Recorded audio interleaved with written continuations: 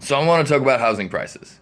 In Spokane, the cost of housing has skyrocketed. And honestly, they're not worth that much. And I was wondering, these why would people be charging so much for the land? Well, yeah, there's more people coming in and everything. Yeah, there's competitive pricing. But then I realized something.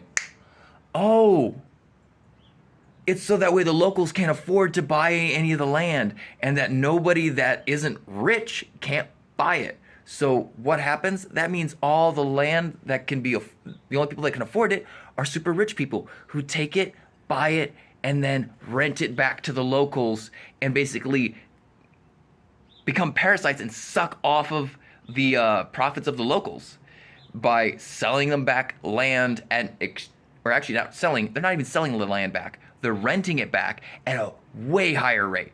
Because I've noticed a lot of places around here have been bought out and then turned into either apartment complexes or turned into rentals. So honestly, people are like, what do you got with anything with rentals? What's bad with? Honestly, I have a lot against renting. Not as being a renter, but as someone as to rent to someone. I think honestly, that shouldn't even really exist. It's a controversial opinion, I know, but I think that it's exploitative and that the landlord almost never actually inputs from the few places I've rented. Landlords don't do shit,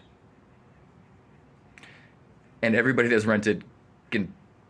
There's a lot of people that will probably agree with me, but regardless, I just realized, oh, the people in Spokane are being pushed out. Anybody that's not rich, because these people from different states and corporations are buying up all the land, so that way we can't afford it anymore. Because there's a house that was like $600,000 in this area.